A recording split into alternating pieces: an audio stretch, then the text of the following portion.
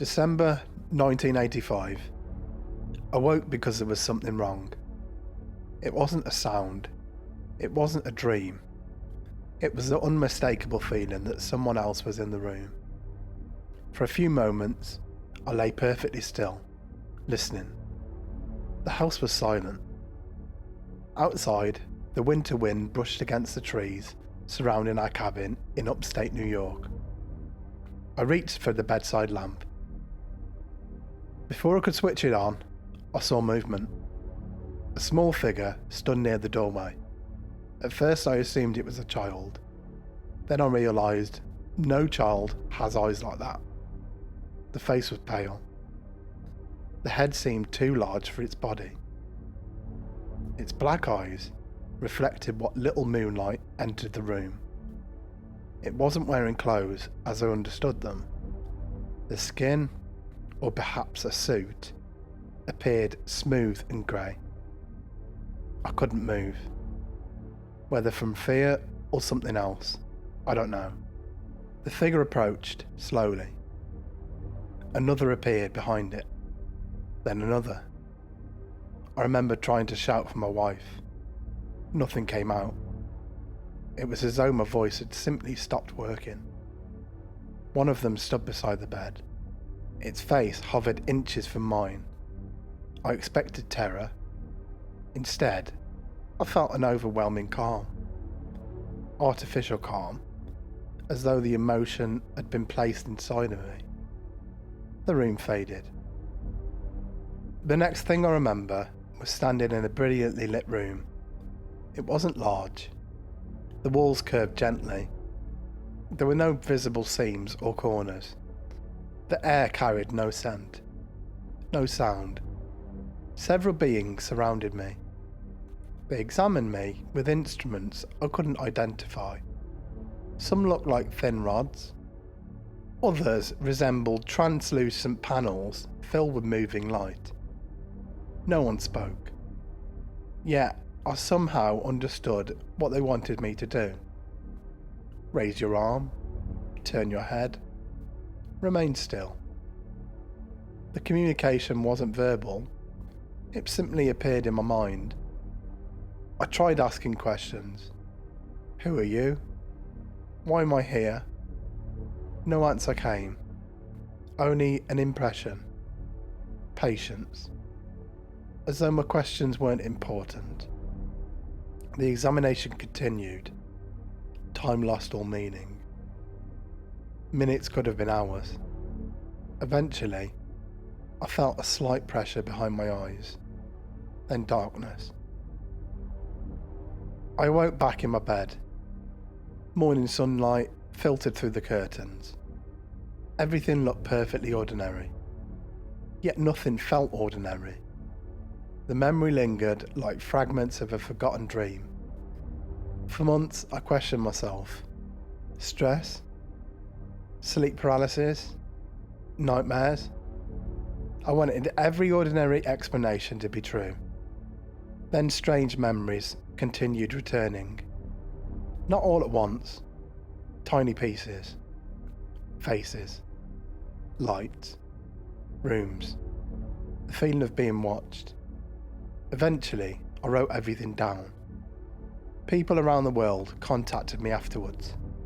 Many claimed they'd experienced remarkably similar events. Whether those experiences were real, imagined, or something entirely different, I still don't know. But what I do know, I've never looked at the night sky the same way again.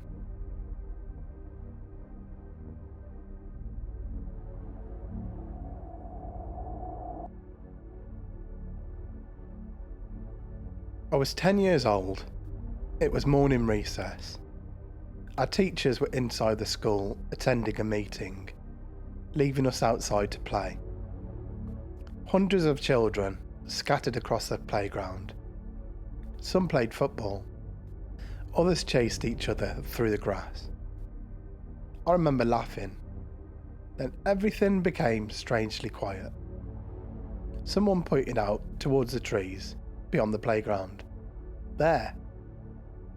At first I thought it was just another child playing a joke. Then I saw it. A shiny object rested above the fence. It hadn't been there moments earlier.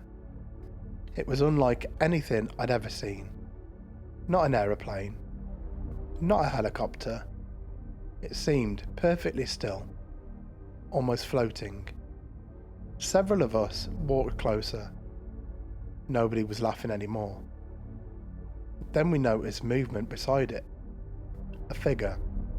He was small, thin. It wore what looked like a tight black outfit. Its head seemed much larger than a person should be. The eyes were enormous. Even from a distance, I could feel it looking directly at me. Not just seeing me, looking into me. The feeling is impossible to describe. It was as though someone had opened my thoughts like pages in a book. I remember becoming frightened. Some children screamed, others froze. The figure didn't run. It didn't wave. It simply watched us. Then another figure appeared further away, moving almost effortlessly across the ground. Not walking, gliding. I know how unbelievable that sounds, but that's exactly how I remember it. Suddenly, my mind filled with images, not words, pictures. Forests disappearing, smoke rising from cities, machines covering the land, animals dying. I wasn't hearing a message, I was experiencing one. The impression felt urgent, almost like a warning. Take care of your world. I remember bursting into tears without understanding why. Other children cried too. Some turned and ran back toward the school. Eventually, the figures returned toward the object.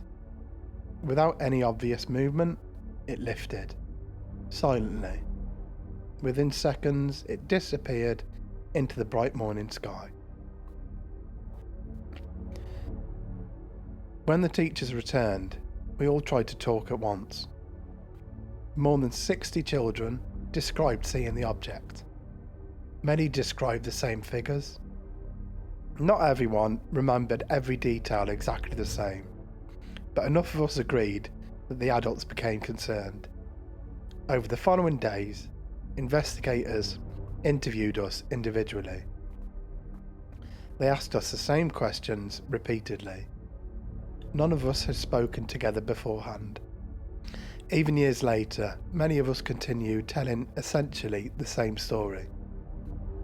People ask me today whether I truly believe I saw something not from this earth, and I can only answer honestly.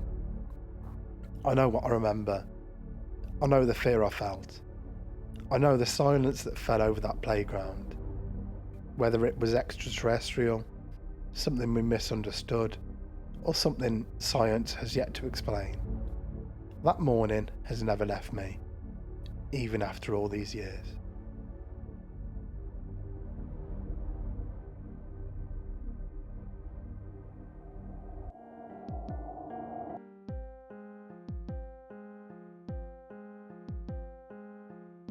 Like what you heard? Hit subscribe and like the video for more stories every Thursday and Sunday between 1800 and 2000 BST. And remember, curiosity opens doors better left closed.